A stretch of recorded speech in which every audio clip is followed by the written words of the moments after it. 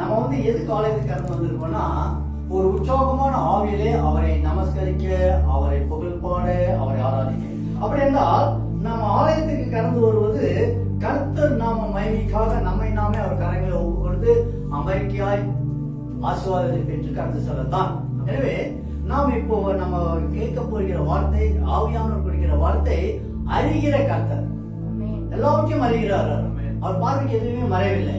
நம்முடைய கஷ்டங்கள், நஷ்டங்கள், சோர்வுகள் என்ன, நம்ம எப்படி நம்ம நிர்பந்தமா இருந்துருக்கிறோம், நமக்கு எதிராக எத்தனை மனிதர்கள், எத்தனை ஜாதிகள் வராங்க, நம்முடைய பொருளாதாரம் எப்படி, நம்ம இல்லற வாழ்க்கை எப்படி, நம்ம வெளி உலக வாழ்க்கை எப்படி, நம்ம படிப்பு எப்படி, நம்முடைய தொழில் வியாபாரம் எப்படி, எல்லாருக்கும் தெரியும். அறிந்திருக்கிற கர்த்தரை தான் நாம் நமஸ்கரித்துக் கொண்டிருக்கிறோம். ஒரு காலகட்டத்திலே தாவீதை தேவன் ராஜாவை அறிந்து கொண்டார், அவனை தெரிந்து கொண்டார். தெரிந்து கொள்ளப்பட்ட அந்த பாத்திரத்தை எடுத்து பயன்படுத்தும் செய்தார். அப்படியாக பயன்படுத்தப்பட்ட காலகட்டத்திலே நானும் என் நித்திரையை இன்பமாய் கழிக்கிறேன், நானும் அரண்மனையிலே சுகமாய் படுத்து உறங்குகிறேன். ஆனால் நான் நமஸ்கரிக்கிற என் தேவன், என் தொழுகைக்குரிய என் கர்த்தருக்கு ஒரு வாசல் தலம் இல்லையே, நான் அவருக்கென்று ஒரு வாசல் தலத்தை கட்ட வேண்டும் என்று அவன் உள்ளத்திலே நிர்ணயம் பண்ணான். அதை கர்த்தர் கேட்டார். நீ உள்ளத்திலே எதை நினைக்கிறீங்களோ அது கர்த்தருக்கு தெரியும். உங்க உள்ளத்தின் தீர்மானம் என்ன, உங்க உள்ளத்தின் வாஞ்சை என்ன, நீங்கள் என்ன நினைக்கிறீங்க, எல்லாவற்றையும் அறிந்திருக்க கர்த்தர் நமது கர்த்தரே. ஆனாலும் தேவன், நீ என் நாமத்திற்கு என்று ஆலயத்தை கட்ட வேண்டாம் என்று சொல்லிவிட்டார். எடுத்து பயன்படுத்தப்பட்ட பாத்திரம், ஜாதிகளை, ஜனங்களை அவனுக்கு கொள்ளை பொருளாய் கொடுத்தார். அவன் சென்ற இடத்துல எல்லாம் ஒரு வெற்றியை கொடுத்தார். அவன் நாடிலே ஒரு யுத்த களத்திலே ஒரு மேன்மையை கண்டு கைகூறும்படி செய்தார். எடுத்து பயன்படுத்தப்பட்ட பாத்திரம், இஸ்ரவேலை ஆட்சி செய்ய கொம்பின் அபிஷேகத்தை கொடுத்து இஸ்ரவேலருக்கு இரண்டாவது அரசனாய் நியமிக்கப்பட்ட பாத்திரம். அந்த பாத்திரத்தின் வாஞ்சை என்னவாம், என் தேவனுக்கு என்று ஒரு ஆலயத்தை கட்ட வேண்டும் என்று. ஆனால் கர்த்தர் என்ன சொல்றாருன்னா, உன்னை நான் அறிந்திருக்கிறேன், உன்னை நான் தெரிந்திருக்கிறேன், உன்னை நான் பேசி அழைத்தேன், எல்லாம் உண்மை. நீ உன் தாயின் கர்ப்பத்தில் இருக்கும் போது உனக்கு நான் பெயரிட்டவன், உன்னை நான் அரசனாக உயர்த்தினவன், எல்லாம் நல்லது, எல்லாம் நல்லது, எல்லாம் எனக்கு தெரியும். ஆனாலும் நீ யுத்த மனுஷனாய் இருந்து ரத்தத்தை சிந்தினதனாலே எனக்கு நீ ஆலயம் கட்ட வேண்டாம். கர்த்தர் எதை எப்போ எவரை கொண்டு செய்யணுமோ அதை அப்போ அவரை கொண்டு செய்வார். நம்முடைய பிரயாசம் வேற மாதிரி இருக்கும், நம்முடைய முயற்சி வேற மாதிரி இருக்கும். ஆனால் கர்த்தரே அவனுக்கு ஆலயம் கட்ட அனுமதி கொடுக்கல. அதுக்கு பிறகு அவர் என்ன சொன்னார்னா, உன் கர்ப்பத்தில் இருந்து வருகிற உன் பிள்ளை எனக்கு என்று ஆலயம் கட்டுவான். சாலோமோனை தெரிந்து கொண்டார். சாலோமோன் மூலமாக தனக்கு ஆலயத்தை கட்ட அவனை கர்த்தர் தெரிந்து கொண்டார். ஆனா அவன் சாலோமோனுக்கு அந்த எண்ணம் இருந்திருக்காரு. அவன் சின்ன பிள்ளையாண்டானாய், வாலிப பிள்ளையாண்டானாய், விளையாட்டுக்கிற காரியத்தில் ஈடுபாடு கொண்டிருந்தவன், ராஜாவுக்கு உகந்த ஒரு உத்தமமான இருந்தவன். வாழ்க்கையிலே அவன் தேவனுக்கு என்று ஆலயம் கட்டணும் அவன் நினைக்கல. ஆனால் கர்த்தர் நினைத்தார், இந்த மனிதனை கொண்டு எனக்கு என்று ஆலயத்தை கட்டுவேன் என்று. ஏனென்றால் அறிகிற கர்த்தரை தான் நாம் தொழுது கொண்டிருக்கிறோம். அப்போ இதெல்லாம் செய்த கர்த்தர் அந்த தாவீதை தள்ளல. தாவீதுக்கு தன்னுடைய கையின்படியே அவனுக்கு அவர் என்ன செய்யறாருன்னா, கர்த்தருடைய கரத்தினாலே எனக்கு எழுதி கொடுக்கப்பட்டது என்று அவன் வாய்மொழியாய் தன் மகனுக்கு சொல்றான். கர்த்தர் எனக்கு எழுதி கொடுத்திருக்காருப்பா, அவர் கைப்பட எழுதி கொடுத்திருக்கிறாரு.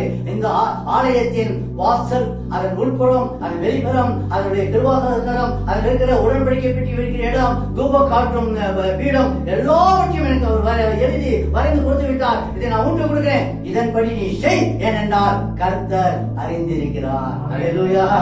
உங்களுடைய வியாபாரத்தை அறிந்திருக்கிறார், உங்க படிப்பை அறிந்திருக்கிறார், உங்க இல்லற வாழ்க்கை அறிந்திருக்கிறார். உங்களுக்கு விரோதமாக மனுஷன் வரானே, அதை அவர் அறிந்திருக்கிறார். அவருக்கு சொல்லுங்க, அப்பா, காரணம் இல்லாமல் என்னுடைய குடும்பத்தை, என்னுடைய வீட்டின் காரியத்தை நெருக்கிற இந்த கூட்டத்தை, இந்த மனுஷர்களை உங்க கரங்களை கொடுக்கிற அவர் பார்த்துக் கொள்வார். யுத்தம் அவர், நீங்க எதையும் செய்ய வேண்டாம். அவர் எல்லாத்தையும் அறிந்திருக்கிறவர். அறிந்திருக்கிற கருத்தை தான் நாம் ஆராதிக்கிறோம்.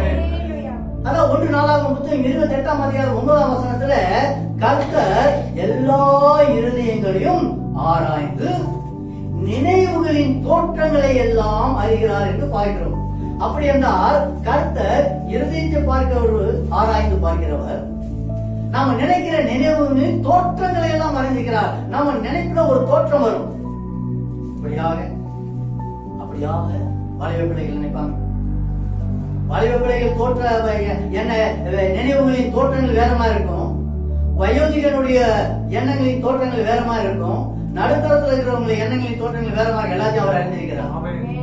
எல்லாவற்றையும் அறிந்து ஆராய்ந்திருக்கிறவர் தான் நாம் நமஸ்கரித்துக் கொண்டிருக்கிறோம், ஆராதித்துக் கொண்டிருக்கிறோம், தோத்தரித்துக் கொண்டிருக்கிறோம். எனவே ஆராதனைக்குரிய அந்த கர்த்தர் அறிகிற கர்த்தராய் இருக்கிறார்.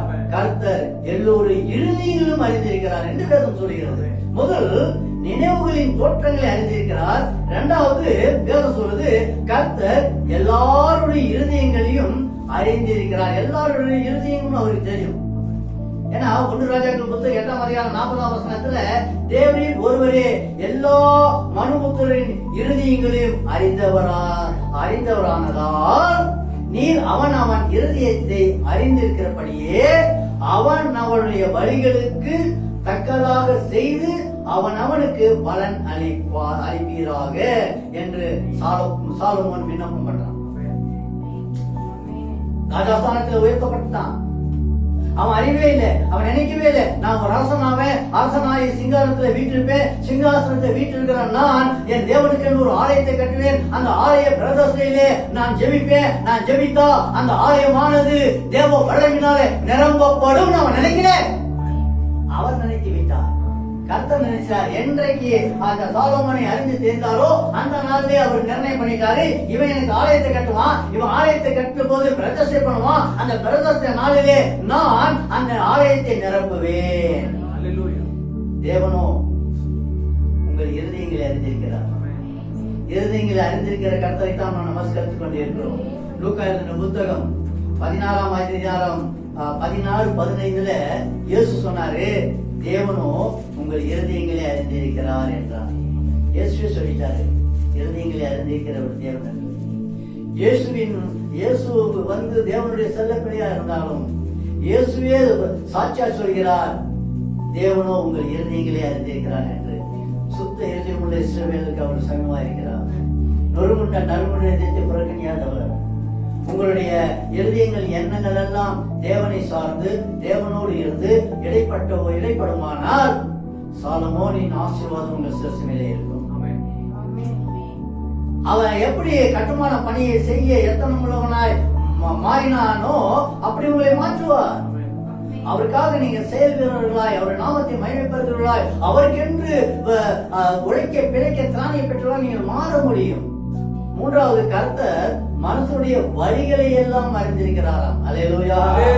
அதாவது நம்ம வழி அவர் வழி அல்ல, நம்முடைய பாதை ஒரு பாதை அல்ல, நம்முடைய வழிகளை எல்லாம் அவர் அறிந்திருக்கிறார். நம்ம எந்த வழியில போறோம், என்ன செய்யறோம், நம்ம போகிற வழியிலே உத்தம நன்மான சாட்சியான ஜீவியம் இருக்கா, அந்த வழியானது நன்மையான வழியா இருக்கிறதா, அந்த வழியானது பரலோக வாசலுக்கு நேரா இருக்கிறதா, நரகத்தை நோக்கி இருக்கிறதா. கர்த்தருக்கு தெரியும், மனுஷனுக்கு தெரியாது, உறவினருக்கு தெரியாது, மனைவிக்கு கணவன் மனைவிக்கு தெரியாது, பெற்றோருக்கு பிள்ளைகளின் வழிகள் தெரியாது. ஆனால் என் தேவனுக்கு உங்கள் வழிகளை எல்லாம் தெரியும். கர்த்தர் மனுஷனுடைய வழிகளை எல்லாம் அறிந்திருக்கிறார் என்று வேதம் சொல்லுது. யோபு 31:4 சொல்லுது, அவர் என் வழிகளை பார்த்து என் நடைகளை எல்லாம் எண்ணுகிறார் அல்லவோ என்று யோபு ஒரு பிரசங்க வார்த்தையாய் தேவனை மகிமைப்படுத்துகிறான். யோபு 31:4 படிங்க. அவர் என் வழிகளை பார்த்து என் நடைகளை எல்லாம் எண்ணுகிறார் அல்லவோ. ஒரு கேள்வி கேட்கிறான், கொஸ்டின் மார்க் அங்க வருது. அவனுடைய நண்பர்கள், அவனை நேசித்தவர்கள், அவனோடு 7 நாள் உபவாசம் இருந்தவர்கள் அவனை குற்றம் சாட்டும் போது, அவனை குறை சொல்லும் போது, அவனுக்கு எதிராக பேசும் போது, நீ உத்தமன் இல்ல, நீ சன்மார்க்கன் இல்ல, நீ நல்லவர் அல்ல, அப்படி இருந்தால் இது உனக்கு வந்திருக்காது, இந்த கேடுபாடு வந்திருக்காது, எல்லாவரை குறித்து பேசும்போது அந்த யோபு பிரசங்க வார்த்தையாய் அவன் சொல்றான். அவன் அந்த யோபு 31:1 படிங்க. என் கண்களோடு உடன்படிக்கை பண்ணி கொண்ட நான் ஒரு கண்ணின் மேல் நினைவாய் இருப்பது எப்படி? எனக்கு கர்த்தருக்கு தெரியும். நான் என்னுடைய கண்களானது என் தேவனோடு உடன்படிக்கை செய்து கொண்டது. என் கண்களானது என் தேவனோடு உடன்படிக்கை உடன்படிக்கை பண்ணிக்கிறதுனால வேறொரு கன்னியாகிய அந்நிய தேவர்களோடு, அந்நிய பாசையோடு, அந்நிய மனுஷரோடு நான் எப்படி ஐக்கியம் வைப்பேன்? எப்படி நான் உறவு வைப்பேன்? என் கண்கள் என் தேவனை மட்டுமே நோக்கி இருக்கும். ஏனென்றால் என் கண்கள் அவரோடு உடன்படிக்கை செய்து கொண்டது. என் கண்ணின் பார்வை பரிசுத்தமா இருக்கணும். அப்போ என் நினைவுகள் பரிசுத்தமா இருக்கும். என்னை ஆராய்ந்து அறிந்திருக்கிறவர், என் வழிகளை எல்லாம் தெரிந்து அறிந்திருக்கிறவர் நட்பாதை காட்டி நல்வழியிலே நடத்துவார். வேதனைகள், சோதனைகள், தஞ்சலங்கள், போராட்டங்கள் வந்தாலும் அவற்றிலிருந்து என்னை நீக்கலாக்கி விலைக்கு மீட்டுக்காக அவர் போதுமானவராய் இருக்கிறார். ஒரு அல்லேலூயா சொல்லுங்க. அந்த விஐபி பெஞ்சை லாஸ்ட் ஒரு அல்லேலூயா சொல்லுங்க. கரங்களை உயர்த்தி சொல்லுங்க. சத்தமே வரல. ஓ, இத போட்டுக்கிட்டீங்களோ, அதனால சத்தம் வரலையா? சரி, பரவாயில்ல. உங்களை கர்த்தர் ஆசீர்வதிப்பார். அல்லேலூயா. கர்த்தராகிய இயேசு கிறிஸ்துவின் வார்த்தை நான் வார்த்தை கடந்து செல்கிறேன். அப்போ சங்கீதம் 1:14 சொல்லுது, கர்த்தர் நீதிமான்களின் வழியை அறிந்திருக்கிறார், துன்மார்க்கரின் வழியோ அழியும். இது அதாவது இந்த வார்த்தை சங்கீதம் 1:6 தெல்ல தெளிவா சொல்லுது, துன்மார்க்கின் வழியோ துன்மார்க்கின் வழியோ அழியும், நீதிமான் வழியை அவர் அறிந்திருக்கிறார். அப்படினால் உங்கள் வழியை, என் வழியை கர்த்தர் அறிந்திருக்கிறார். நீதிமான்களே இல்லையா நீங்க? அல்லேலூயா காணோம்.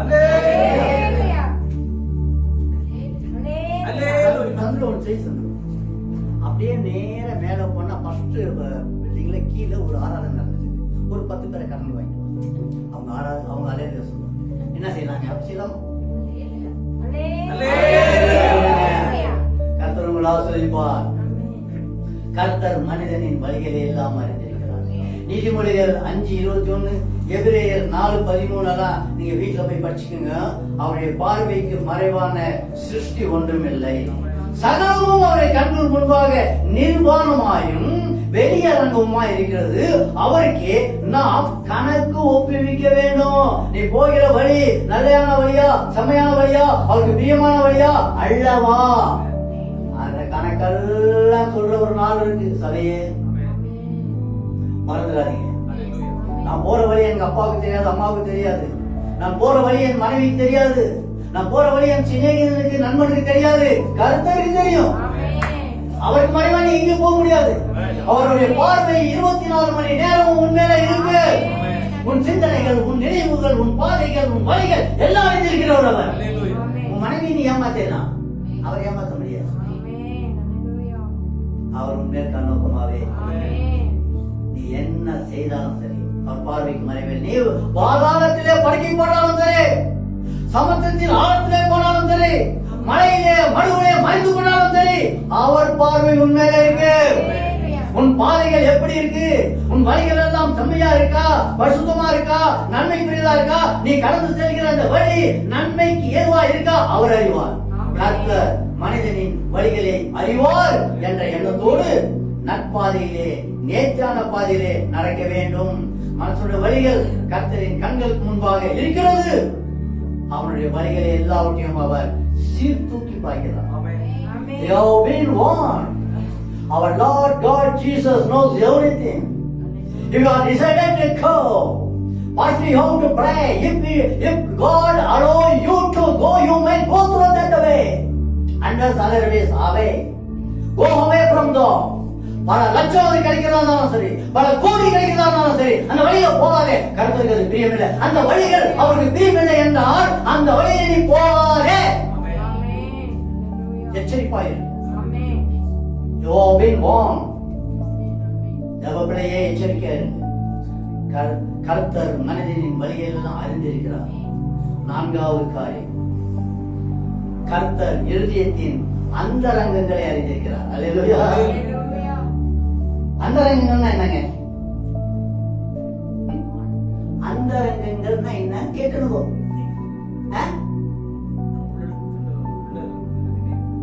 அது நினைவுங்க. அந்தரங்கம் உங்களுக்கு புரியுற மாதிரி சொல்றேன். ஒரு பீரோ, அது 2 டோரு. அந்த டோரு திறந்த உடனே உள்ள ஒரு டோரு, அந்த டோரை திறந்த உடனே சைடுல ஒரு டோரு. இப்ப புரிஞ்ச அந்தரங்கம்? யாருக்குமே தெரியாம, யாருக்குமே சொல்ல முடியாம, யாருக்கிட்டயுமே பரிமாறிக்கொள்ள முடியாம, யாருக்கிட்டயுமே அதை வெளிப்படையா சொல்ல முடியாதத அவர் அறிந்திருக்கிறார். நீ பீரோல வச்சிருக்கிற 3வது அறையில நீ பல கோடி வச்சாலும் அதை அவர் அறிவார். உன் உள்ளத்துல இருக்கிற பல கோடி அசுசிகளை அவர் அறிந்திருக்கிறார். கர்த்தர் இருதயத்தின் அந்தரங்களை அறிந்திருக்கிறார். சங்கீத புத்தகம் 44ஆம் சங்கீதத்துல 21ஆம் வசனம், தேவன் அதை ஆராய்ந்து விசாரியாதிருப்பாரோ?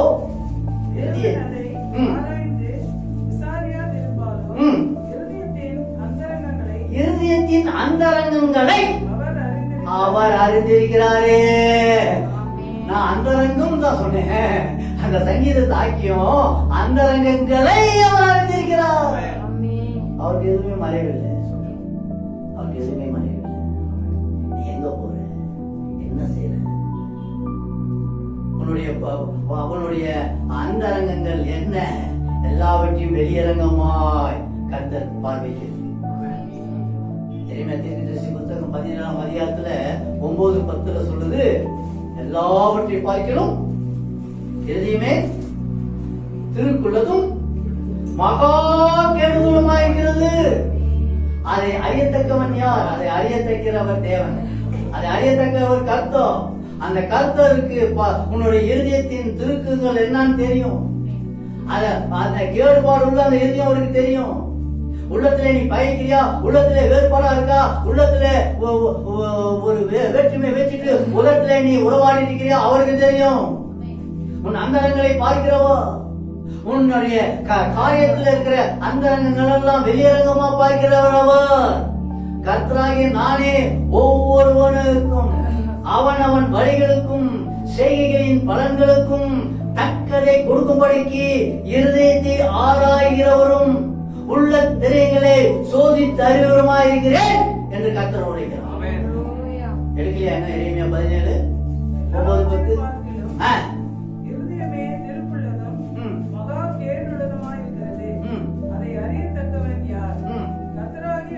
கர்த்தராகிய நானே ஒவ்வொருவனுக்கும் அவனவன் வழிகளுக்கும் செய்கைகளின் பலன்களுக்கும் தக்கதை கொடுக்கும்படிக்கு இருதயத்தை ஆராய்கிறவரும் உள்ளந்திரியங்களை சோதித்து அறிவுறுமாயிருக்கிறேன். அவர் அறிகிறார். அப்படிதான் இருக்கிறவராக இருக்கிறவர், அறிகிற கர்த்தர் உங்க அந்தரங்களை எல்லாம் தெரியவர். பசுதாவின் நிறைவு சாதாரண மனுஷன், அதாவது அப்போஸ்தலர்களுக்கு அந்த அந்தரங்களை தெரிகிற ஒரு படத்தை கொடுத்தார். கணவன் மனைவி 2 பேரும் நிலத்தை விட்டு ஊழியத்துக்கு கொடுக்கணும்னு முடிவு பண்ணிட்டாங்க. முடிவு பண்ண பிறகு அதை சொல்லிட்டு ராணி அவங்களுக்கு செயல்படப்படி போறாங்க. அத விக்கிற வரைக்கும் அவங்க உள்ளத்துல ஒரு அந்த எந்த எண்ணமும் இல்லை. வித்து பணத்தை கையில வாங்கினவன அந்த ரங்கத்திலே ஒரு ஆசை, இவ்வளத்தையும் ஊழியத்துக்கு கொடுக்கணுமா, இவ்வளத்தையும் கொண்டு போய் அந்த அப்போஸ்தலர் கரங்களை கொடுக்கணுமா, நாம கொஞ்சம் எடுத்துட்டு மிச்சத்தை கொடுக்கலாமே. அந்த ரங்கத்தை அந்த ஊழியக்காரங்களை தெரிஞ்சுக்கிட்டாங்க, அந்த அப்போஸ்தலரை தெரிஞ்சுக்கிட்டாங்க. எவ்வளவுதான் விட்டியானேன்னு கேட்கும் போது அவங்க முன்னாலேயே ஆமான்னு பொய்ய சொன்னாங்க. ஒரு மனுஷனுக்கே அந்த அதிகாரத்தை கற்றுக் கொடுத்தா அவருக்கு எவ்வளவு பெரிய அதிகாரம். அந்த மனுஷனாலேயே அந்த மனுஷிய சிந்தனையை, அந்த அந்தரங்கத்தை அவர் தெரிந்து கொள்ளக்கூடிய ஒரு அந்த ரகசியத்தை தெரிந்து கொள்கிற ஒரு அதிகாரத்தை தேவன் ஒரு மனுஷனுக்கு கொடுத்தால் அந்த அதிகாரத்தை கொடுத்த கர்த்தர் எப்படிப்பட்டவர்? அந்த ரங்களை அறிந்து ஆராய்ந்திருக்கிற கர்த்தர். எந்த ரகசியமும் கர்த்தரிடமிருந்து மறைக்கவே முடியாது. அம்மாவுக்கு தெரியாம நீ எதை வேணாலும் செஞ்சிடலாம் பிள்ளையே பையனே. அருமையான சகோதரியே, உன் உறவு முறைக்கு தெரியாம நீ எதை வேணாலும் செய்து விடலாம். ஆனா அந்த ரங்கம் எல்லாம் அவருக்கு தெரியும். நீ செய்கிற ஒவ்வொரு செயலும் அவரு பார்த்து கொண்டே இருக்கிறார். நீ வாங்குகிற எல்லா பணத்துக்கும் ஒரு உண்மை உத்தம மனசாட்சியோட வாழ்ற ஒரு இல்லற வாழ்க்கை என்ன இருக்குன்னா, ஒரு 1,00,000 ரூபாய் வந்தா கணவன் மனைவி உட்கார்ந்து ஜெபம் பண்ணி அதை எப்படி செலவிடணும்னு முடிவு பண்ணி அதை செலவிடணும். ஆனா அப்படி இல்லையே. வருகிற பணத்துல முதல் உறவுக்கு கொடுத்துற, உனக்கு வேண்டியவங்களுக்கு கொடுத்துட்ற, மிச்சத்தை கொண்டு போய் வைக்கிற, ஜெபமும் பண்றதில்ல. நீ உழைக்கிற உழைப்பு உன் மனைவி உன் பிள்ளைகளுக்கு தான், அப்புறம் தான் உன் உறவுகள், அப்புறம் தான் உன்னுடைய உடன்பிறப்புகள். அதை நீ கொண்டு வந்து உன் மனைவி கரங்களை கொடுத்து ஜெபித்துட்டு அதுக்கப்புறம் நீ கொடுக்க வேண்டியது உன் மனைவியினுடைய பார்வை முன்பாக செய். உன் மனைவிக்கு மறைச்சிட்டு நீ உறவுக்கு கொடுத்தியா? சர்ச் ஒரு நன்மை இருக்கு. எந்த கணவனும் தன் மனைவிக்கு நான் துரோகமே பண்ணலன்னு சொல்றான்னா அவன் பணத்துல கூட துரோகம் பண்ணக்கூடாது. இவ்வளவு வந்துச்சு, இவ்வளவு செய்யறேன், இதை நான் என்னோட உறவுக்கு சொல்றேன், கொடுத்துட்டு செய். உன்னை யாரும் அவங்க கேட்க மாட்டாங்க, அவங்க கேட்கறதுக்கு ரைட்ஸும் இருக்காது. ஏன்னா உறவு மூலமாக தான் அந்த அம்மா உன் வீட்டுக்கு வந்திருக்காங்க. நீ அந்த உறவுக்கு கொடுக்கணும்னு தைரியமா கொடு, உன் மனைவிக்கு சொல்லிட்டு கொடு. உன் மனைவிக்கு மறைச்சு நீ வலது கை இடது கையில நீ கொடுத்தாலும் அந்த வலது கை இடது கை ஆசீர்வாதமா இருக்கு. அல்லேலூயா சொல்லு. ஆவியானவர் சொல்றாரு சொல்லிட்டேன். உங்க பாடு அவர் பாடு. கர்த்தர் மனுஷனுடைய யோசனைகளை வீண் என்று அறிந்திருக்கிறாராம். ஐந்தாவது காரியம் என்னன்னா, கர்த்தர் தாமே மனுஷனுடைய யோசனைகள் எல்லாம் வீண் என்று அறிந்திருக்கிறார். நமக்கு யோசனை என்ன? சொந்தமா ஒரு ஆலயம் வேணும், சொந்தமா ஒரு வீடு வேணும், சொந்தமா ஒரு வாகனம் வேணும், எல்லாம் நமக்கு சொந்தமா வேணும். ஆனா நம்முடைய யோசனை எல்லாம் வேற, அவருடைய யோசனை எல்லாம் வேற. நம்ம யோசனை எல்லாம் வீணா போயிடும், அவர் யோசனையோ ஆசீர்வாதத்தை கொடுக்கும். எனவே கர்த்தர் மனுஷனுடைய யோசனைகளை எல்லாம் வீண் என்று அறிந்திருக்கிறார். அந்த சங்கீதம் 94 சங்கீதம் 11ஆம் வசனம் சொல்லுது, மனுஷனுடைய யோசனைகள் வீண் என்று கர்த்தர் அறிந்திருக்கிறார். படிங்களே 94:11.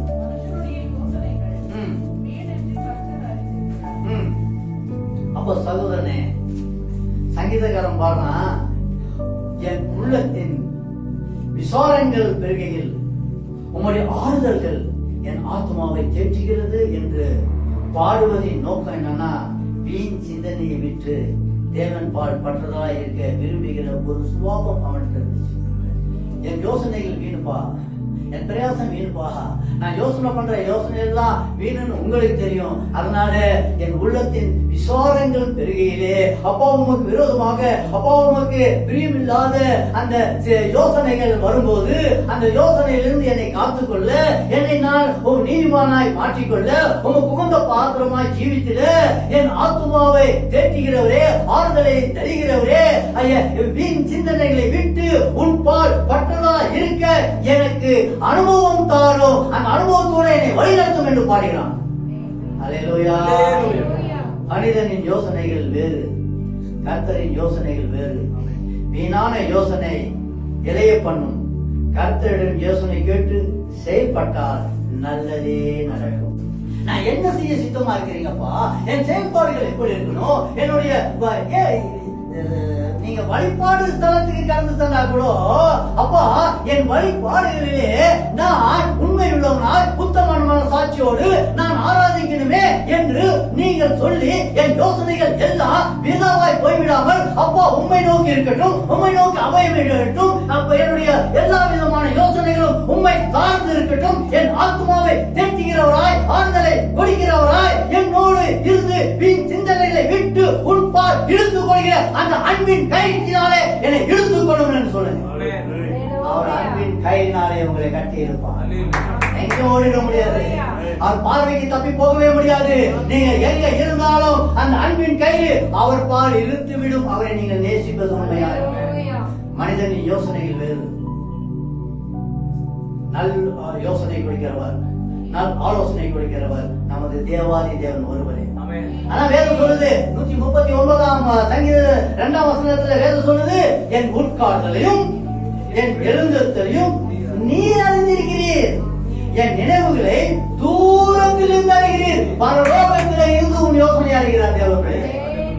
அவர் பார்க்க மாட்டார், அவர் பரலோகத்தில் தான் இருக்கிறாரு. நானே இங்க பூலோகத்துல ஒரு மறைவான இடத்துல என் வீட்டுல இதை நான் செய்யறேன், அவர் பார்ப்பார். நீ எங்க இருந்தாலும் பார்ப்பார். அவர் உன்னை காண்கிறார். உன் உட்கார்தலை, உன் நினைவுகளை தூரத்தில் இருந்து அறிகிறார். நீதிமொழிகள் 15:26 சொல்லுது, துன்மார்க்குடைய நினைவுகள் கர்த்தருக்கு அருவருப்பானவைகள்.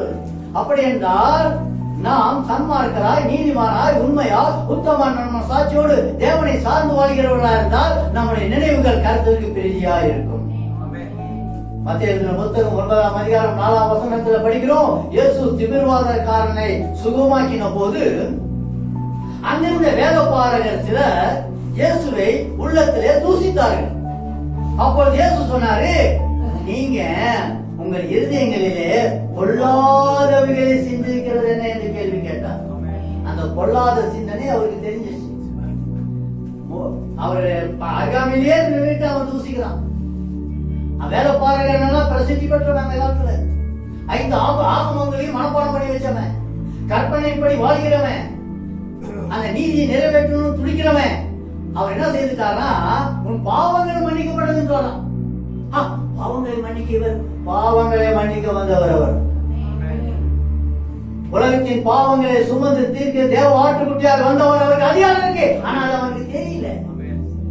அந்த வேத பாரகர்களுக்கு அது புரியல. அது ஏன்னா அவரை மேசியான் அவர் ஏற்றுக்கொள்ளல, உள்ளத்திலே தூசித்தார்கள். அப்பொழுது இயேசு சொன்னார், படிங்க.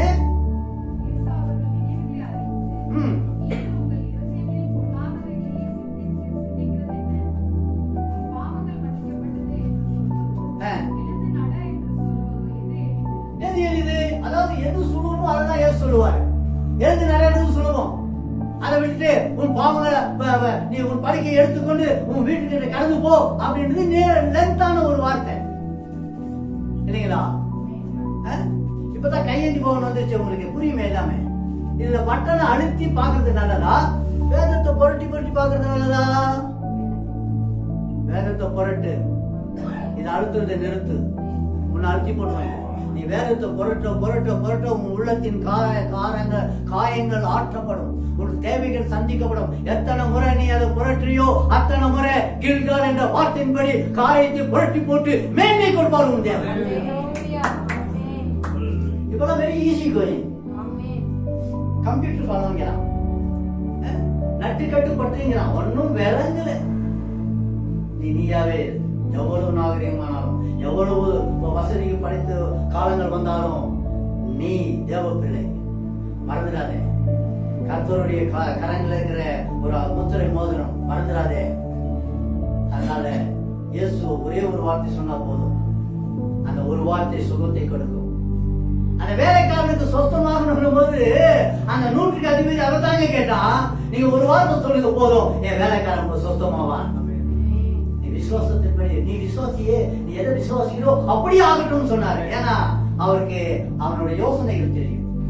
அவன் என்ன யோசனை பண்ணிட்டு வரானா, இயேசு என்று ஒரு இருக்கிறாரே, அந்த இயேசுவானவர் பிணியாளிகளை சுத்தமாக்குகிறார், நோயை ஒழிக்கிறார், பேயை விரட்டுகிறார், குஷ்டரோகியை சுகமாக்குகிறார், எல்லாம் பிரசித்தி பெற்ற ஒரு ஊழியக்காராய் அவர் உலாவிக் கொண்டிருக்கிறார். அவளுக்கு நான் போவேன் என்று யோசனை பண்றான். யோசனை பண்ணவன் கிரியிலே காட்டினான். கிரியிலே காட்டினவன் கப்பர் நாகுங்களே இயேசு கிறிஸ்து வரும்போது அவர் அண்டையிலே போய் அவரை பணிந்து கொண்டு, என் வேலைக்காரன் மரண வேதனை படுறான், நீ வந்து நீர் அவனை சுகமாக்கணும் போது நான் வந்து சுகமாக்கணும் போது வேண்டாம், ஒரே ஒரு வார்த்தை சொல்லுங்க, ஒரு வார்த்தையில அவன் சுகமாவான். உன் விசுவாசத்தின் பெரியாக கடவுள்னு சொன்ன மாத்திரத்திலே அவன் சுகமான். எதையுமே நீட்டி நெரிச்சு செய்யற ஒரு கர்த்தர் இல்ல. சிலர் செய்வாங்க சரிங்களா, இப்படி சாப்பிடுறதை விட்டுட்டு இப்படி சாப்பிடுவாங்க. அப்படிதான் ஓடிட்டு இருக்குது. என்ன சொல்றீங்க சுசிலாமா? அப்படிதான் ஓடிட்டு இருக்குது வாழ்க்கை. எது சுலபமோ அதை செய்யுங்க, சுத்தி வளைச்சு எதையும் செய்யாதீங்க. கர்த்தர் உங்களுக்கு கொடுத்திருக்கிற அந்த அதிகாரம், கர்த்தர் உங்களுக்கு கொடுத்திருக்கிற ஆசீர்வாதம், கர்த்தர் உங்களுக்கு இருக்கிற வழிநடத்தல அப்படியே பயன்படுத்துங்க. மற்றவர்களை பிரயாசப்பட, மற்றவர்களை திருப்தி பண்ண பிரயாசப்படாத. உனக்கு என்ன கொடுக்கப்பட்டிருக்கு அந்த ஓட்டத்துல செவையாய் ஓடு. அந்த ஓட்டம் உனக்கு கொடுக்கப்பட்டதுன்னா அந்த ஓட்டத்துல கர்த்தரோடு இணைந்து ஓடு. உன் மாமிஷிகத்தை எண்ணி, உன் பராக்கிரமத்தை எண்ணி, உன் படிப்பை எண்ணி, உன் உயர்வை எண்ணி, உன் குலத்தை நம்பி ஓடாதே. கர்த்தரை நம்பி அவரை பிடித்துக் கொண்டு ஓடு. ஜெயம் உனக்கு. உன்னை ஆராய்ந்து அறிந்திருக்கிறவர், உன்னை வழி நடத்துகிறவர், உன்னை பராமரிக்கிறவர், நட்பாதி காட்டி நல்வழியில நடத்துகிறவர். வேதனைகள், சோதனைகள், சஞ்சலங்கள், போராட்டங்கள், ஏமாற்றங்கள், சோழத்தனங்களுக்கு அந்நிய நுகந்தடிகளுக்கு விலைக்கு மீட்டு காக்கிறவர் அவர் மட்டுமே. நீங்க யாருக்காக யார்கிட்டையும் எதிர்த்து நிக்காதீங்க. யார்கிட்டையும் நீங்க உங்களுக்கு விரோதமா வரானா, உங்களுக்கு விரோதமாக புறங்குறானா, அல்லது உங்களுடைய நிலத்தை அபகரிக்க எத்தனை பண்றானா விட்டுட. இயேசுவின் நாமத்தாலே கர்த்தர்கிட்ட சொல்லுங்க, அப்பா பிதாவே எனக்காக யுத்தம் செய்வேன்னு சொல்லிருக்கீங்க. என்னை அறிந்திருக்கிற தேவனே, என் உள்ளத்திலே அறிந்திருக்கிறேன். என் வேதனை, என் சோதனை, என் சஞ்சலம், என் போராட்டம், எனக்கு விரோதமாக வருகிற மனிதர்களை உன் கரங்களே நான் தரேன். எனக்காக யுத்தம் செய்யுங்க. யுத்தம் அவர் நீங்க செய்யாதீங்க, அவர் கரங்களை அடைங்கிருங்க. அவர் எல்லாவற்றையும் ஏன்னா கர்த்தர் மனுஷனை ஆராய்ந்து அறிந்திருக்கிறாரா. எப்படி அறிந்திருக்கிறாரா? ஆராய்ந்து அறிந்திருக்குன்னா என்னங்க அர்த்தம்? சகோதரிகளுக்கு நல்லா தெரியும். வெஜிடபிள் வாங்க போனா கத்திரிக்காய் எடுக்கிறாங்கன்னா அப்படி அப்படி அப்படி அப்படி அப்படி போட்டு நடுவுல இருந்து ஒண்ணு எடுப்பாங்க. அவங்களுக்கு தெரியும் இதுதான் நல்ல கத்திரிக்காய். ஆராய்ந்து அறிவித்து ஒரு வெஜிடபிளை எடுத்து உங்களுக்கு தெரிந்திருக்கும் போது அவர் சாயலால் சிருஷ்டிக்கப்பட்ட, அவர் கரங்களால் உருவாக்கப்பட்ட, அந்த நாசியிலே ஜீவனை கொடுத்த அவருக்கு எல்லாமே தெரியும். உங்களை மனுஷனை ஆராய்ந்து அறிந்திருக்கிறவர்.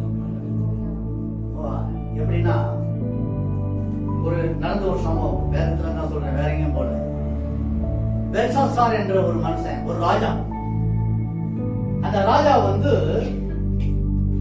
அரசனாயத்தை அமர்ந்திருக்கும் போது ஒரு 1000 பேரை அழைத்து விருந்து வைக்கிறான். விருந்துல அவன் திராட்சை ரசத்தையும் குடித்து அவனும் அவனுடைய உடன் வேலைக்காரர்கள், பிரபுக்கள், அவனுடைய மனைவிமார்கள், அவனுடைய வெப்பாட்டிகள் எல்லோரும் சூழ்ந்திருக்க வெறித்து அந்த போஜனத்தை அவன் உட்கொண்டு அந்த பானத்தை அறிந்து கொண்டு இருக்கிற வேலையில அவனுக்கு ஒரு எண்ணம் வருது உள்ளத்துல இருந்து. என் தகப்பன் அந்த எருசலேம் ஆலயத்துல இருந்து எடுத்துட்டு வந்த பாத்திரங்கள் உச்சிதமானது அல்லவா? அந்த தங்கத்தினாலான வெள்ளியினாலான அந்த பாத்திரத்தெல்லாம் எடுத்துட்டு வா. அந்த பாத்திரத்தை நான் போஜனம் பண்ணணும், அந்த பாத்திரத்திலே நான் பானம் பண்ணணும், என்னோடு இருக்கிறவங்க இணைந்து பானம் பண்ணணும்னு அந்த தேவ ஆலயத்தின் பாத்திரங்கள் எல்லாம் எடுத்து வரும்படி கட்டளையிட்டு அந்த தேவ ஆலயத்திலிருந்து வந்த அந்த தங்கத்தினால் ஆன அந்த பாத்திரத்திலே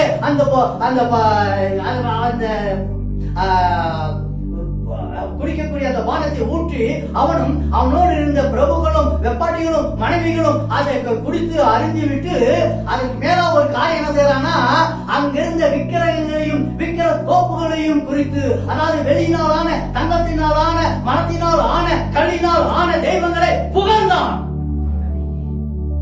ஒரு கையுறை வந்தது. அந்த மாத்திரத்துல ஒரு கையுறை வந்தது. அந்த சாணம் போட்டு அழகா வச்சிருந்த அந்த செவத்துல ஒரு மனுஷனுடைய கையுறை வந்துதான். அந்த கையுறை ஒரு எழுதி இருந்துச்சு. அந்த எழுத்து அவனை பார்த்ததுமே அவனுக்கு பிரமிக்க வச்சிச்சு. அந்நேரத்திலே மனுஷனுடைய கைகள் தோன்றி சூரிலே மேனே மேனே தெக்கே உபாசீன் என்று எழுதியது. மேனே மேனே தெக்கல் உபாசீன் என்று எழுதியது. திகச்சிட்டான், விளைச்சு போயிட்டான். இதுவரைக்கும் எனக்கு காணாதது, இதுவரைக்கும் நான் பார்க்காதது. இந்த செவத்திலே ஒரு விரல் மனசுடைய விரல் எழுதிச்சே, இது அர்த்தமும் தெரியலையே, எழுதுறது யாருன்னு தெரியலையே, என்ன செய்வேன் என்று ஓலமிட்டான்.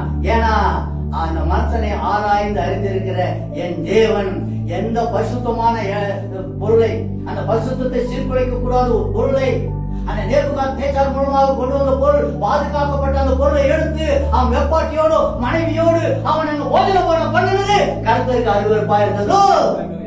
அதன் முடிவு என்ன ஆச்சுன்னா, தெக்கேல் என்பதற்கு நீ தராசிலே நிறுத்தப்பட்டு குறையை காணப்பட்ட ஒரு மனுஷன் என்று அர்த்தமா இருந்தது. மனுஷனை ஆராய்ந்து அறிந்திருக்கிறவர் அந்த பெல்சாசார் அதை செய்தது நிமித்தம் அவன் ஆட்சி பீடத்தில் இருந்து அகற்றப்பட்டு அந்த ஆட்சி வேறொரு கரங்களே போய் அவனுடைய மீறுதல் நிமித்தம் அவன் வேதனை அனுபவிக்கக்கூடிய ஒரு காலகட்டத்தில் தள்ளப்பட்டான். அப்படி இதையே நான் சொல்றேன்னா, கர்த்தர் எல்லா காரியத்தையும் மனுஷனை ஆராய்ந்து அறிந்திருக்கிற கர்த்தர். அவரை தான் நம்ம நமஸ்கரித்துட்டு இருக்கிறோம், அவரை தான் நம்ம தொழுதுட்டு இருக்கிறோம். இந்த வசனத்தை படிங்க, தானியேலின் புத்தகம் 5ஆம் அதிகாரம் 27ஆம் வசனம். 5:27 தானியேல். தெக்கல் என்பதற்கு ம், நீ தராசில் நிறுத்தப்பட்டு ம், குறை காணப்பட்டாய் என்றும், ம், பேரோஸ் என்பதற்கு ம். உன் ராஜ்யம் பிரிக்கப்பட்டு மேதியருக்கும் பெர்சியருக்கும் கொடுக்கப்பட்டது என்றும் அர்த்தமாம் என்றான். ஒப்பாசின் என்பதுக்கு இருக்கும் பாருங்க. தெக்கேல் படிச்சீங்க. ஒப்பாசின்ன்றதுக்கு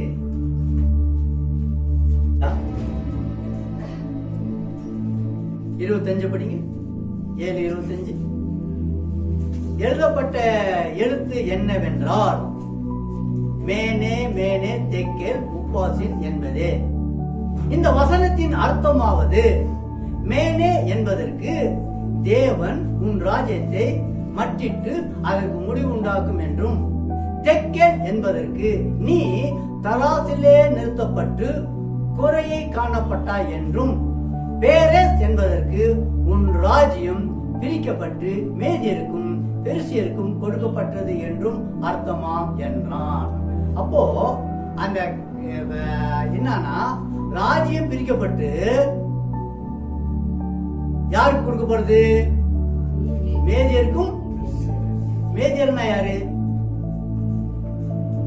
கிர்காசியர் தெரியுமா? எமோரியர் தெரியுமா? எபூசியர் தெரியுமா? கானானியரா தெரியுமா?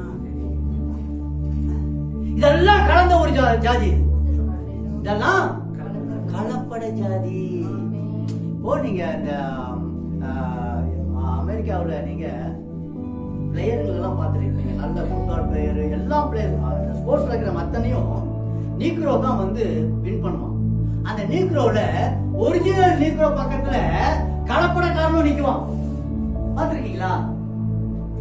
நீங்க என்னமோ ஸ்போர்ட்ஸ்ல பார்க்காத மாதிரியும் டிவியை ஆன் பண்ணாத மாதிரியும் பால்ஸ்ல என்ன பாக்குற மாதிரி இருக்குது. வேண்டாம் வேண்டாம், அதெல்லாம் வேண்டாம் வேண்டாம், அழுதிட வேண்டாம், ஓடி உழைத்திடுவோம், இயேசுநாதர் உயிர் தெழுந்தார், அல்லேலூயா ஜெயம் என்று ஆர்ப்பரிப்போம். அப்படிதான் ஆர்ப்பரிக்கூடாது.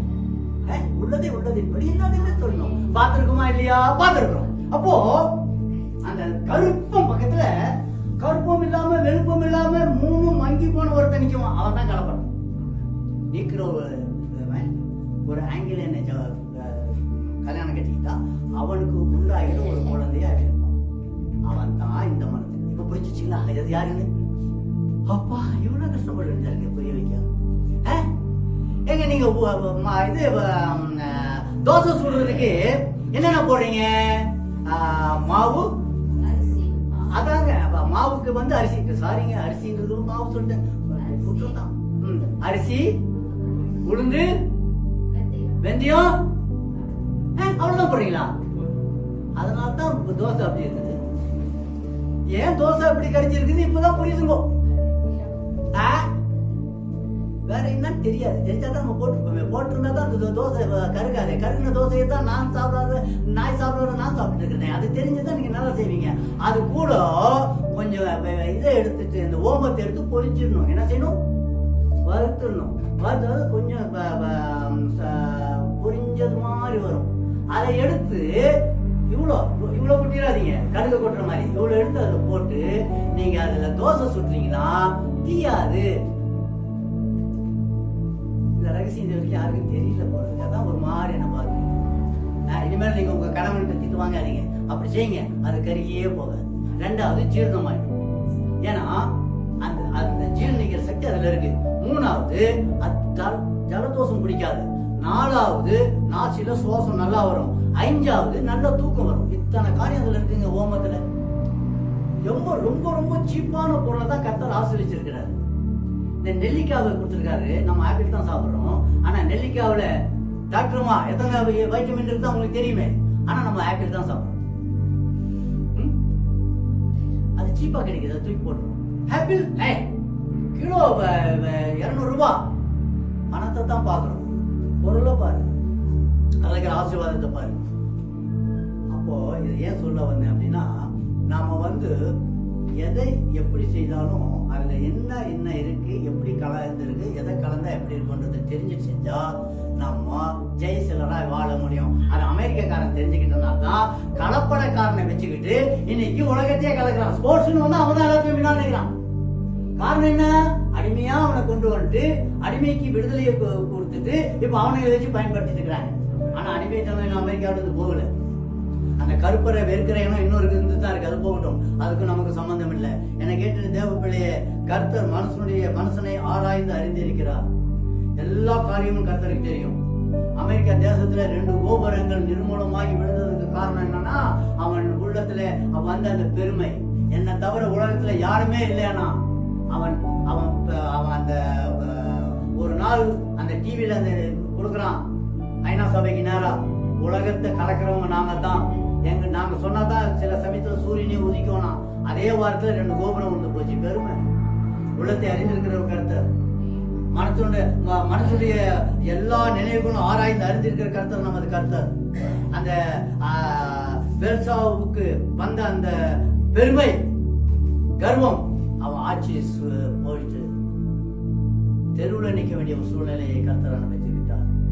எனவே என்னை கேட்ட தேவ பிள்ளைகளே, பொன் பாத்திரங்களும் ஆலயத்தில் வைக்க இருக்கிற பொருட்களும் உச்சிதமானது என்றதை மறந்துடக்கூடாது. ஆலயத்துக்கு கலந்து வந்தா ஆலயத்தில் இருக்கிற ஒவ்வொரு பிள்ளையும் கர்த்தர் ஆசீர்வதிச்சிருக்காரு, மறந்துடாதீங்க. உச்சிதமான ஆசீர்வாதத்தை கர்த்தர் கொடுத்திருக்கார். அதை இழந்து விடாம இருக்கணும்னா ஆலய வளாகங்களே அவர் வாசம் செய்கிறார் என்று அறிந்து, அவர் நம்மளை அறிந்திருக்கிறார் என்று தெரிந்து எப்போதுமே தேவன் நாமத்தை மகிமைப்படுத்த வாழணும். அடுத்தது கர்த்தர் மனுஷனுடைய நாவின் சொல் பெறவாததுக்கு முன்னே அதையெல்லாம் அறிந்திருக்கிறார். இந்த வசனத்தை படிங்க, 139 சங்கீதம் 4.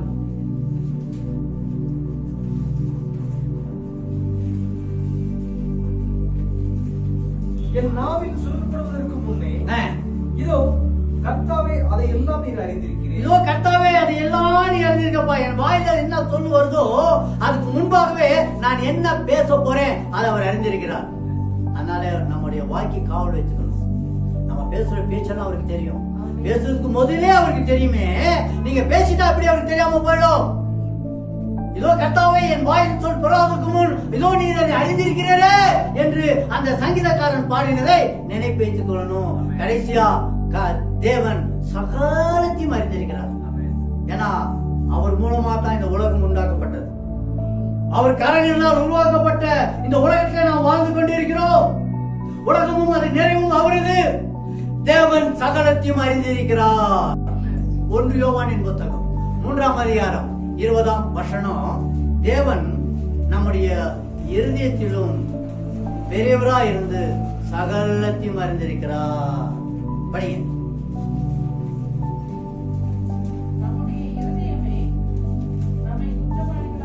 3:20 படிங்க.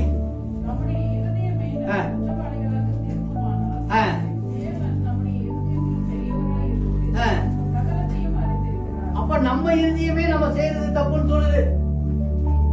என்ன சொல்லுது? தப்புன்னு சொல்லுது. அங்க அந்த மீறுதல்கள் வந்தாலும் நம்ம சார்ந்தவங்க சகிச்சுக்கிறாங்க, அவர் சகிக்க மாட்டார். அவரை என்று ஸ்தானம் பெற்றியோ, என்று ரட்சிக்கப்பட்டியோ, என்று தேவ நாமத்தை மகிமைப்படுத்த விரும்புற நீ தேவனுடைய பிள்ளையா இருக்கிறியோ, உன்னுடைய இருதயமே உன்னை குற்றம் சொல்லும் போது அந்த இருதயத்தை விட பெரியவராகிற தேவன் சகலத்தையும் அறிந்திருக்கிறார் என்ற எண்ணத்தோடு நடக்கணும், எண்ணத்தோடு செயல்படணும். உங்கள் செயல் திராணிகள் எல்லாம் உன்னை பேர் சொல்லி அழைத்த தேவனை சார்ந்தே இருக்கணும். உன்னை பேர் சொல்லி ஏன் அழைத்தார்? அவர் சகலத்தையும் அறிந்தவர். உன்னை பேர் சொல்லி அழைத்தவர் அவர் நல்லவர், மாறாதவர், இரக்கமும் உருக்கமும் நீடிய சாந்தமும் வைத்த கிருபையுள்ளவர், உபத்திரப்பற்ற உபத்திரத்தை அற்பமா எண்ணாமலும் அருவருக்காமலும் தம்மை நோக்கி கூப்பிடைய தமகத்தை மறைக்காமல் இருக்கிற கர்த்தர் சகலத்தையும் அறிந்திருக்கிறவர். அதனால தான் அநேக வாக்கு தத்தங்களை கொடுத்தார், அநேக வாக்கு தத்தங்களை நிறைவேற்றி கொண்டிருக்கிறார். சகலத்தையும் அறிந்ததனால் தான் தம் சொந்த குமாரனை இந்த உலகத்துக்கு கொடுத்தார்.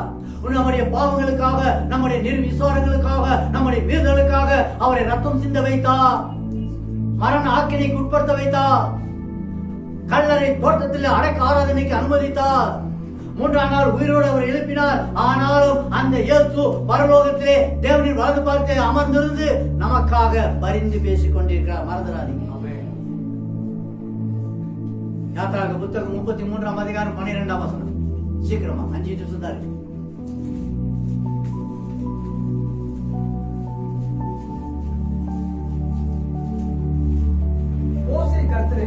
மோசே கர்த்தரை நோக்கி, தேவரீர் இந்த ஜனங்களை அழித்துக் கொண்டு போ என்று சொன்னீர். ஆகிலும் என்னோடு கூட இன்னாரை அனுப்புவேன் என்பதை எனக்கு நீர் அறிவிக்கவில்லை. என்றாலும் உன்னை பேர் சொல்லி அழைத்து அறிந்திருக்கிறேன் என்றும் என் கண்களில் உனக்கு கிருபை கிடைத்தது என்றும் தேவரீர் சொன்னதுண்டே. தேவரீர் சொன்னதுண்டே நினைப்புடுறான். கர்த்தருக்கே நினைப்புடுறான். மோசே, அப்பா என்ன பேர் சொல்லி அழைச்சீங்க, என் தாயின் கருத்துல தெரிஞ்சுக்கிட்டீங்க, எல்லாம் நீங்க தான் சொன்னீங்கப்பா. ஆனா என்னோடு அனுப்புறது யாருன்னு சொன்னீங்களே.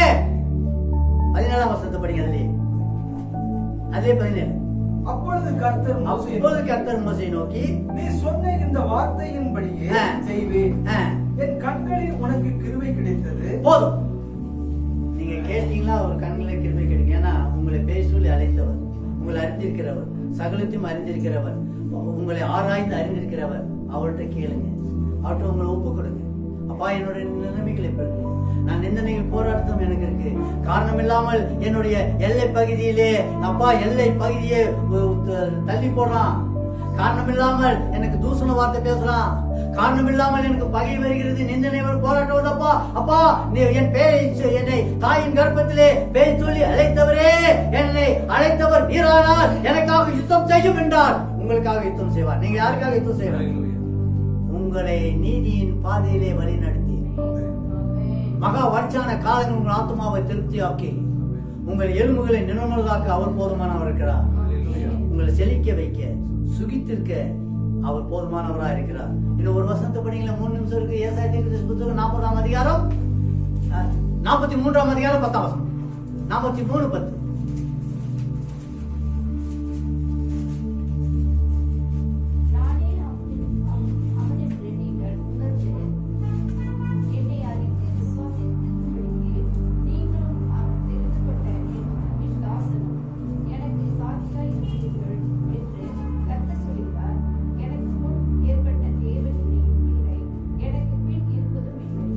அவருக்கு முன்னும் பின்ன எதுவுமே இல்லை, எல்லாமே அவர்.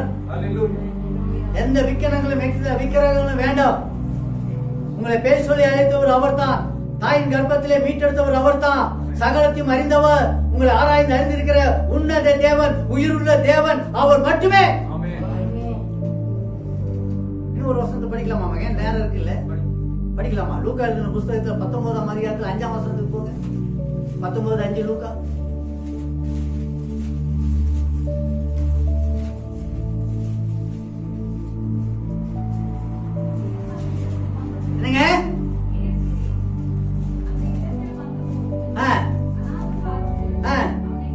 அவனை கண்டு சகவே சீக்கிரமாய் போதும். அதாவது பெயர் சொல்லி அழைக்கிற கர்த்தனுக்காக சொன்னேன்.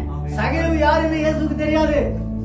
ஆனா சகேவுக்கு இயேசுவை தெரியும், அவர் மகிமை தெரியும், அவர் மேன்மை தெரியும். அவரை பார்க்கணும்னு ஒரு ஆவலனாலே அத்திமரத்திலே குள்ளனான அவன் ஏறி அமர்ந்துட்டு இயேசுவை பார்க்க விரும்புறான். இயேசுவோ என்றால் அந்த மரத்தின் அடியிலே வந்து அவனை பெயர் சொல்லி அழைக்கிறார். சகேயுவே இறங்கி வா, நான் இன்றைக்கு உன் வீட்டிலே தங்குவேன். பெயர் சொல்லி அழைக்கிற கர்த்தர் அவர் நல்லவர். கர்த்தர் நல்லவர் என்பதை ருசித்து பார்த்தால் இதெல்லாம் புரியும். எனவே என்ன கேட்டிருக்க தேவ பிள்ளைகளே, சகலத்தையும் அறிந்தவரை, பெயர் சொல்லி அழைத்தவரை, ஆராய்ந்து அறிந்திருக்கிறவரை நம்ம நமஸ்கரித்துக் கொண்டிருக்கிறோம். எனவே அந்த உன்னத தேவன் உயிர் மறைவிழிக்கிறவர் நம்மோடு இருப்பதனாலே நாம் மகிழ்ந்து களி கூறுவோம். நம்முடைய பாதைகள் எல்லாம் நெய்யா பொழினோம்னா நம் உள்ளே தெரியுங்கள் அவரை மட்டும் நோக்கி பார்த்திருந்தால் போதும். உலகத்தின் ஆசீர்வாதம் எல்லாம் உங்களை நாடி தேடி ஓடி வரும். நீங்க எதையுமே நாடி தேடி போக வேண்டாம், எல்லாம் உங்கள் பார்க்காமையிலே வரும். எழுந்து நிற்போம். கர்த்தர் உங்களை ஆசீர்வதிப்பார்.